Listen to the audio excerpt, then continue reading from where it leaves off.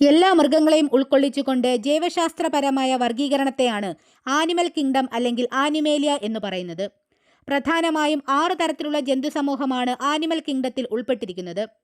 നട്ടെല്ലില്ലാത്ത ജന്തുസമൂഹമായ ആർത്രോപോഡും, നട്ടെല്ലുള്ള ജന്തുസമൂഹമായ fish, amphibia അല്ലെങ്കിൽ ഉഭയജീവികൾ, reptiles അല്ലെങ്കിൽ ഉരഗങ്ങൾ, Aves അല്ലെങ്കിൽ പക്ഷികൾ, മാമൽസ് അല്ലെങ്കിൽ സസ്തനികൾ എന്നിവയാണവ. ഭൂമിയിൽ ഏതാണ്ട് 75% കാണപ്പെടുന്ന ആർത്രോപോഡ്സ് നട്ടലില്ലാത്ത ജീവിവർഗം എന്നതുകൂടാതെ കട്ടിയുള്ള പുറം തോടിനാലും ജോയിന്റഡായ കാലുകളാലും നിർമ്മിതമാണ് ഇവയുടെ ശരീരം. നമ്മുടെ എക്കോസിസ്റ്റം അല്ലെങ്കിൽ പ്രകൃതിക്ക് അനുഗ്രഹീതമായ ജീവിവർഗം കൂടിയാണ് ആർത്രോപോഡ്സ്. പോളിനേറ്റേഴ്സായും ന്യൂട്രിയൻസിനെ റീസൈക്കിൾ ചെയ്ത് വീണ്ടും ഉപയോഗപ്രദമാക്കുകയും ചീഞ്ഞളിഞ്ഞ ഭക്ഷ്യവസ്തുക്കൾ ഭക്ഷണമാക്കുന്ന സ്കാവഞ്ചേഴ്സായും മറ്റ് ആനിമൽസിന്റെ ഭക്ഷണമായും വാട്ടർ ക്വാളിറ്റി നിർണ്ണയിക്കാനുള്ള ബയോ ഇൻഡിക്കേറ്ററായും ഇവ പ്രകൃതിയിലെ ഭക്ഷ്യശൃംഖലയിലെ പ്രധാനപ്പെട്ട ഒരു കണ്ണിയായും വർത്തിക്കുന്നു. ഇൻസെക്ട്സ്, മിറിയാപോഡ്സ്, അറാക്കിനെഡ്സ്, ക്രസ്റ്റേഷ്യൻസ് എന്നിങ്ങനെ 4 മേജർ ഗ്രൂപ്പ്സ് ആയിട്ടാണ് ആർത്രോപോഡ്സിനെ തരംതിരിച്ചിരിക്കുന്നത്. ഇതിൽ തന്നെ ഏറ്റവും വലിയ ജീവി സമൂഹമാണ് കൊഞ്ച്, ചെമ്മീൻ, ഞണ്ട് തുടങ്ങിയവ ഉൾപ്പെടുന്ന ക്രസ്റ്റേഷ്യൻസ്. കട്ടിയുള്ള പുറംതോടിനാൽ സംരക്ഷിക്കപ്പെടുന്ന ജീവിവർഗം എന്നതാണ് ക്രസ്റ്റേഷ്യൻസ് എന്ന പദത്തിന്റെ അർത്ഥം. ബ്രാങ്കിയോപോഡ, റെമിപീഡിയ, സെഫാലോക്യാരിഡ, മാക്സിലോപോഡ, ഓസ്ട്രക്കോഡ, മലാക്കോസ്ട്രാക്ക എന്നിങ്ങനെ 6 വർഗ്ഗങ്ങളായി ക്രസ്റ്റേഷ്യൻസിനെ തരംതിരിച്ചിരിക്കുന്നു. മലാക്കോസ്ട്രാക്ക എന്ന ക്ലാസ്സിൽ ഉൾപ്പെടുന്ന കൊഞ്ച് പോലെയുള്ള ജീവികളാണ് മൈസിഡ്സ് എന്നറിയപ്പെടുന്നത്. കൂടുതലും മറൈൻ സ്പീഷീസ് അല്ലെങ്കിൽ സമുദ്ര ജീവികളുടെയും ഏതാണ്ട് 72ഓളം ശുദ്ധജല ജീവികളുടെയും ഗണത്തിൽപ്പെടുന്ന മൈസിഡ്സ് ലോകമെമ്പാടും ഭൂഗർഭജലത്തിലും ശുദ്ധജലത്തിലും ഉപ്പുവെള്ളത്തിലും എന്നിങ്ങനെ വിശാലമായ ആവാസ വ്യവസ്ഥകളിലും ആഴം കുറഞ്ഞ തീരദേശ ജലാശയങ്ങളിലും ഉപരിതലം മുതൽ ആഴക്കടൽ വരെയുള്ള ആവാസ വ്യവസ്ഥകളിലും, സമുദ്രജലത്തിലാണെങ്കിൽ കടൽ തട്ടിലും മധ്യജലത്തിലും ചിലത് കരയോട് ചേർന്നും ചെളിയിലോ മണലിലോ ആയി ഇഴഞ്ഞു നടക്കുകയും കുഴികളിൽ സ്ഥിരമായി ഇരിക്കുകയും ചിലത് ആൽഗകൾക്കും കടൽ പുല്ലുകൾക്കുമിടയിലായും വസിക്കുന്നു. സ്വതന്ത്രമായി ഒറ്റയ്ക്ക് നടക്കാൻ ആഗ്രഹിക്കുന്നവരും മറ്റു ചിലർ ഇടതൂർന്ന് കൂട്ടങ്ങളായും കാണാൻ കഴിയുന്നു. പകൽ സമയങ്ങളിൽ സമുദ്രത്തിന്റെ അടിത്തട്ടിലായി കാണുന്ന ഇവയെ ബെന്തിക് ഫോം എന്നും, രാത്രി സമയങ്ങളിൽ സമുദ്രത്തിന്റെ മുകളിലായി കാണുന്നതിനാൽ പ്ലാങ്ക്ടോണിക് ഫോം എന്നും ഇവയെ അറിയപ്പെടുന്നുണ്ട്. പകൽ സമയങ്ങളിൽ ശക്തമായ വെളിച്ചത്തിൽ ഇരപിടിയൻ മീനുകളുടെ കണ്ണിൽ പെടാതിരിക്കാനാണ് ഇവ ഇത്തരത്തിലൊരു ജീവിത രീതി ആവിഷ്കരിച്ചു പോകുന്നത്. 3 മില്ലിമീറ്റർ മുതൽ 15 സെന്റിമീറ്റർ വരെ വലിപ്പമുള്ള മൈസിഡ്സിന്റെ ജീവിത കാലയളവ് 1 വർഷം മുതൽ 16 മാസം വരെയാണ്. മൺസൂൺ കാലമാണ് ഇവയുടെ പ്രജനന കാലമായി അറിയപ്പെടുന്നത്. കുറച്ചു കാലം മാത്രം ജീവിതചക്രവും കുഞ്ഞുങ്ങളെ ശരീരത്തിന്റെ പ്രത്യേക അറകളിൽ വളർത്താനുള്ള കഴിവുള്ള മൈസിഡ്സ് മിശ്രഭോജിയായും പല വർണ്ണങ്ങളിൽ കാണപ്പെടാറുള്ള വിദേശ രാജ്യങ്ങളിലെ പരീക്ഷണശാലകളിൽ വൻ ഡിമാൻഡുള്ള ഒരു പരീക്ഷണ ജീവി കൂടിയാണ് മൈസിഡ്സ്. ഇന്ത്യയിൽ തന്നെ പല പേരുകളിൽ അറിയപ്പെടുന്ന മൈസിഡ്സ് മഹാരാഷ്ട്രയിൽ കോളിം, കേരളത്തിൽ പൂപ്പാടി, കൊൽക്കത്തയിൽ കടച്ചിങ്ക്രി തുടങ്ങിയ പേരുകളിലാണ് അറിയപ്പെടുന്നത്. 18-ാം നൂറ്റാണ്ടിലാണ് ആദ്യമായി മൈസിഡ്സ് വിഭാഗത്തിൽപ്പെടുന്ന ഒരു സ്പീഷീസിനെ കണ്ടെത്തുന്നത്. എങ്കിലും 200 വർഷങ്ങൾക്കിപ്പുറവും ക്രസ്റ്റേഷ്യയിൽ എവിടെയാണ് കൃത്യമായി മൈസിഡ് ഫിറ്റ് ആവുക എന്ന ആശങ്കയിൽ പലതരത്തിലുള്ള വാദങ്ങൾ ഇപ്പോഴും ഗവേഷകർക്കിടയിൽ നടക്കുന്നുണ്ട്.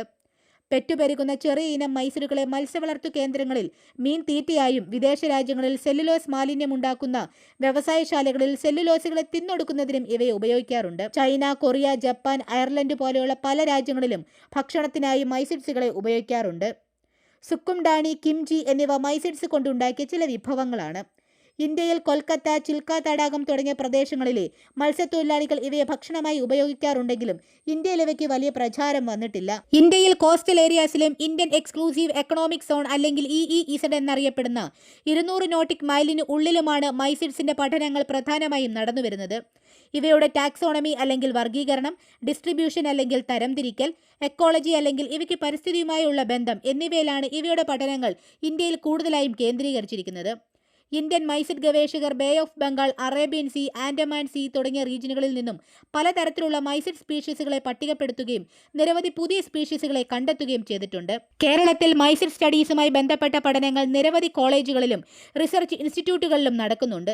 CMFRA അല്ലെങ്കിൽ സെൻട്രൽ മറൈൻ ഫിഷറീസ് റിസർച്ച് ഇൻസ്റ്റിറ്റ്യൂട്ടിലും NIO അല്ലെങ്കിൽ national institute of oceanography, Kochi എന്നീ റിസർച്ച് ഇൻസ്റ്റിറ്റ്യൂട്ടുകളുമാണ് മൈസിഡ്സുമായി ബന്ധപ്പെട്ട പഠന പ്രവർത്തനങ്ങൾ നടക്കുന്നത്. സ്റ്റഡീസിൽ കേരളത്തിലെ കോളേജുകളിൽ കോളേജുകളിൽ മുൻനിരയിൽ നിൽക്കുന്ന കോളേജാണ് 1964 സ്ഥാപിതമായ പത്തനാപുരത്തെ സെന്റ് സ്റ്റീഫൻസ് കോളേജ്. NIO കൊച്ചിയിൽ നിന്ന് മറൈൻ ബയോളജിയിൽ PhDയും പോസ്റ്റ് ഡോക്ടറൽ റിസർച്ചും കംപ്ലീറ്റ് ചെയ്ത ഡോക്ടർ A. ബിജു എന്ന പ്രൊഫസർ ഒരു ദശാബ്ദത്തോളം NIOയിൽ തന്നെ ഗവേഷകനായിരിക്കെ സ്വീഡൻ, ജർമ്മനി തുടങ്ങിയ രാജ്യങ്ങളിലെ ഗവേഷണ സ്ഥാപനങ്ങളിൽ നിന്നും ഇന്ത്യയിലെ ഒട്ടുമിക്ക സമുദ്ര ഗവേഷണ സ്ഥാപനങ്ങളിൽ നിന്നും ടാക്സോണമിയിൽ ഗവേഷണ പരിചയവും നേടി. ഇന്ന് സെന്റ് സ്റ്റീഫൻസ് കോളേജിന്റെ പ്രിൻസിപ്പളും സുവോളജി ഗവേഷണ വിഭാഗം മേധാവിയും മൈസിഡ്സ് ഗവേഷണങ്ങളിൽ നിരവധി സംഭാവനകൾ നൽകിയ ഒരു ഗവേഷകൻ കൂടിയാണ്.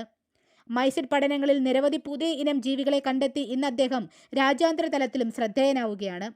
ദേശീയ അന്തർദേശീയ ജേണലുകളിൽ പ്രസിദ്ധീകരിച്ച 100ഓളം ഗവേഷണ പ്രബന്ധങ്ങളും 70ഓളം പ്രബന്ധങ്ങൾ ദേശീയ അന്തർദേശീയ സെമിനാറുകളിൽ അവതരിപ്പിക്കുകയും ചെയ്ത ഇദ്ദേഹത്തിന് മികച്ച ഗവേഷകൻ, അധ്യാപകൻ എന്നീ വിഭാഗങ്ങളിൽ 7ഓളം അവാർഡുകളും ലഭിച്ചിട്ടുണ്ട്.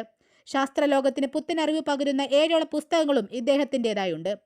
ഇദ്ദേഹത്തിൻ്റെ ഗവേഷണ കാലഘട്ടത്തിൻ്റെ ഉടനീളം നിരവധി പുതിയ ഇനം മൈസിഡ് സ്പീഷീസുകളെ കണ്ടെത്തിയതിൻ്റെ ഒരു പരമ്പര തന്നെ ഇദ്ദേഹം തീർത്തിട്ടുണ്ട്. ആൻഡമാൻ നിക്കോബാർ ദ്വീപിൽ നിന്നാണ് പുതിയ ഇനം മൈസിഡുകളെ അദ്ദേഹം ആദ്യമായി കണ്ടെത്തുന്നത്.